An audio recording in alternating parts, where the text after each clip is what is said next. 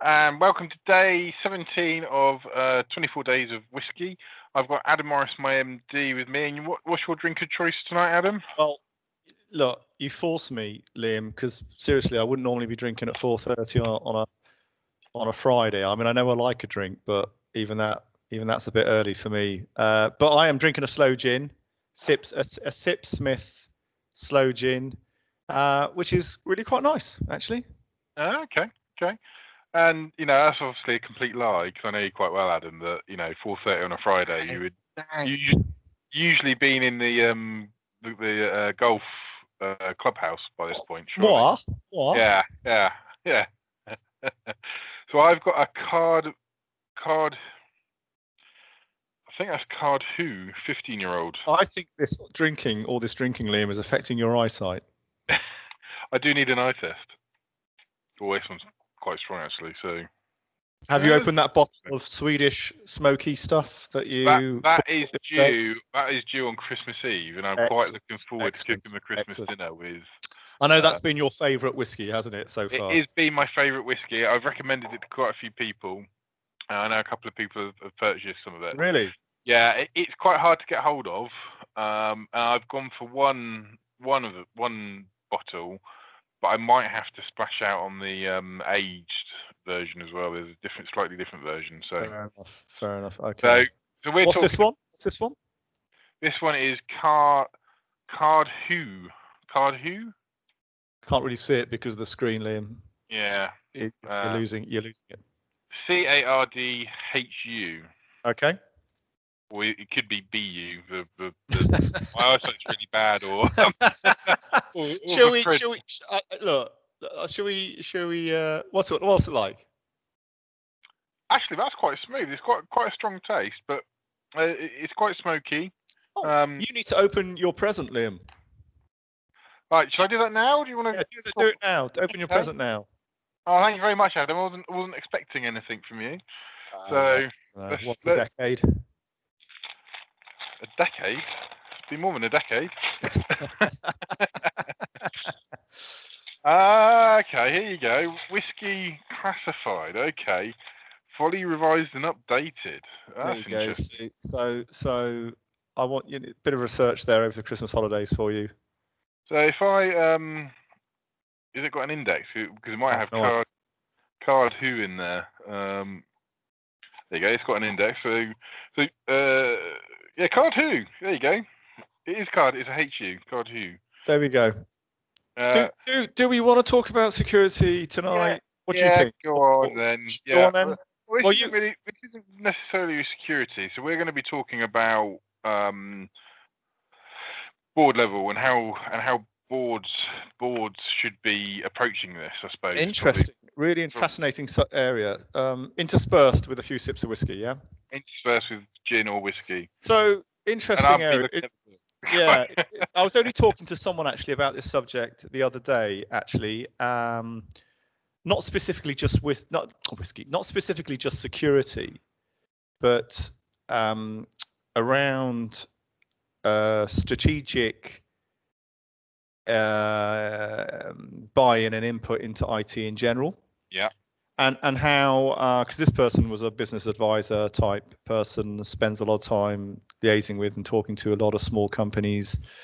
And she was saying how, all the owners and board level are interested in discussions around finance, in sales, in marketing, in operations. HR to some extent, but never IT, interestingly. And, it's just not perceived as a strategic level, board level subject. They, still struggle to grapple with how it can make a difference to a business, and actually how it can help them get from A to B, or prevent them, from getting from A to B if things go wrong. And I sort of, had to kind of agree with her to some extent that, we have to work relatively hard sometimes to get that sort of engagement out there across the SME community. Often IT's only something they want to talk about if something goes wrong. Yeah. Or if there's a a major sort of budget need, a hardware refresh or something like that. So, and otherwise, it's just like we don't really need to talk about this stuff, do we? Which obviously we disagree with. And do you think that's partly our fault as IT professionals? That's a good question. Is it our fault as IT professionals?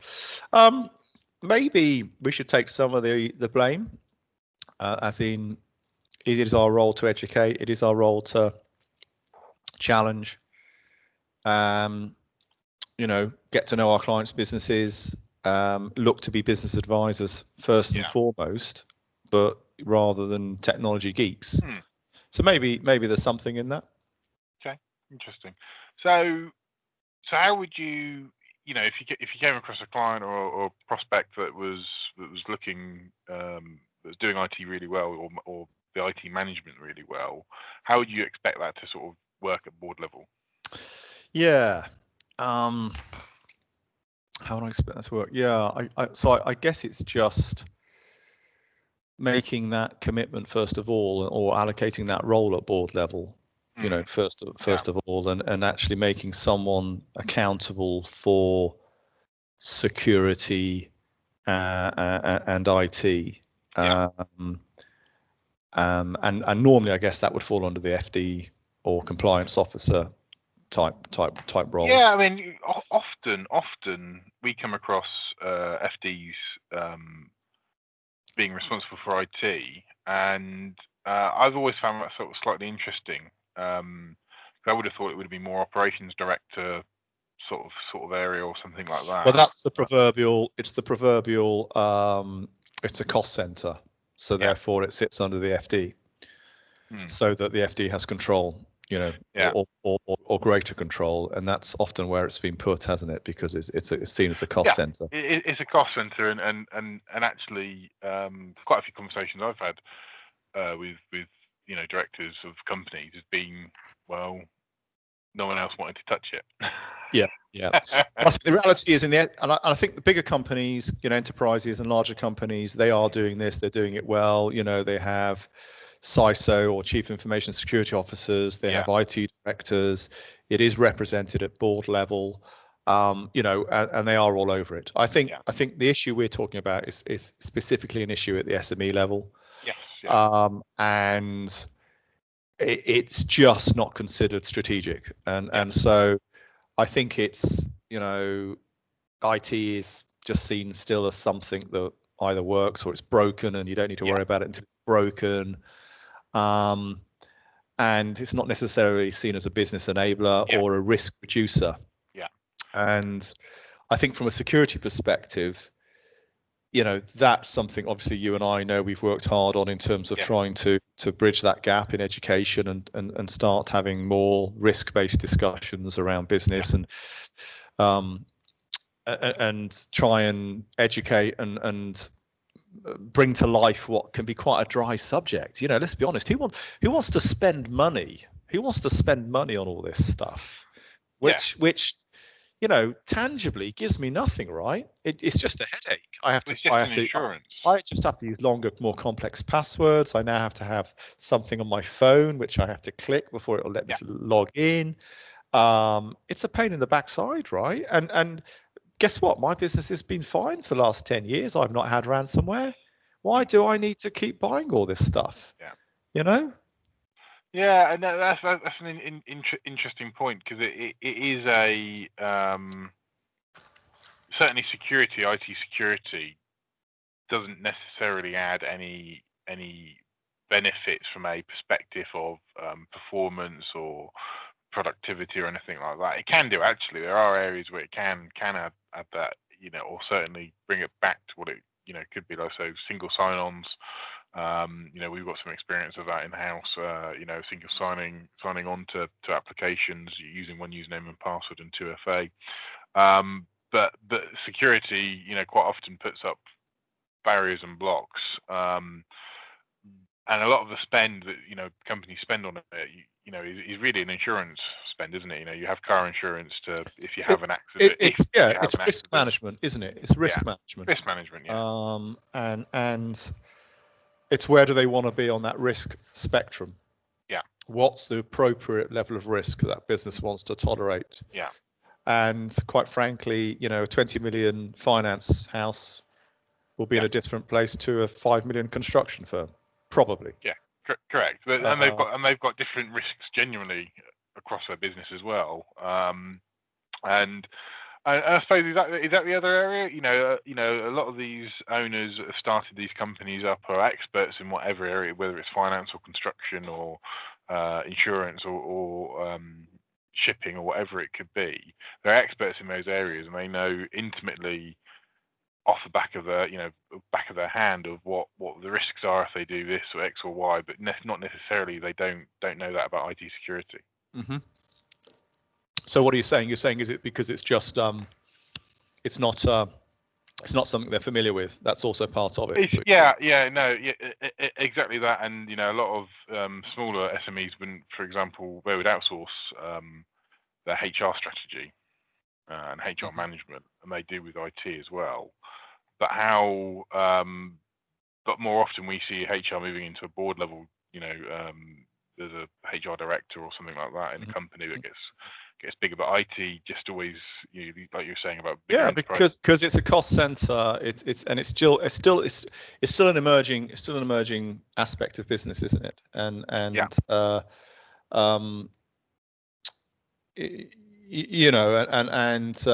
think at the SME level, entrepreneurs have often started businesses. They're not seasoned CEOs necessarily coming in. They're entrepreneurs who are good at something, and they're trying to build that business. And quite frankly, the IT is a cost. It's something that has to be done, but they haven't really got the time or the attention to sort of grapple with it and see how it can actually make a significant difference to their business or protect their business. So it is a challenge. So I suppose the question then is, Liam, what's the answer to that? What are we asking for? Are we, is it reasonable to expect our clients' boards to put some effort into this? I think it's reasonable to ask for our clients' boards to put some effort into it. I'm not sure we're ever going to see as far as we want them to go with it, but actually, if they can engage at a risk management level, this is going to be my question. If there's one thing you could ask our clients to do at board level around IT and IT security, what would it be, Adam? Well, okay, so I suppose the one thing would be to make it a boardroom subject, to add it to those boardroom discussions in some way, make it part of the agenda, build a 3-year roadmap that is aligned to your business plan for your technology and your security. Talk to your technology partners or your internal IT, but assuming you're an SME, you're probably outsourcing. And make sure you've got a technology partner that understands your business and is willing to have those board level discussions, those strategic level discussions, and be intentional about building out that plan. Don't make it an afterthought. Be intentional about what you're looking to achieve. Be intentional about the budget that you're looking to assign. Don't try and solve it all in day one. Don't try and understand it all on day one. Make some initial steps. Decide what the priorities are. Focus on those. And don't look to get it all done in one day, as it were. And then review, assess, improve. And of course, it's a moving target, isn't it? So what you need today in security is different to what you're going to need in 12 months' time, right? Correct. So it's an ongoing journey. It's an ongoing journey. You can't just set it and forget it. And your business will dictate what your security needs are as well, depending on what your business is doing. So I think that's what I would say is make someone accountable for delivering the IT strategy internally and working with your chosen IT partner on these things and build that plan. Excellent. Well, I think we'll call it there for tonight. And thank you very much, Adam. And I hope your gin is good. I have to say, Liam, that was very enjoyable, and we should do this again sometime. And thank you for having me on your show. No problem. Cheers. Cheers.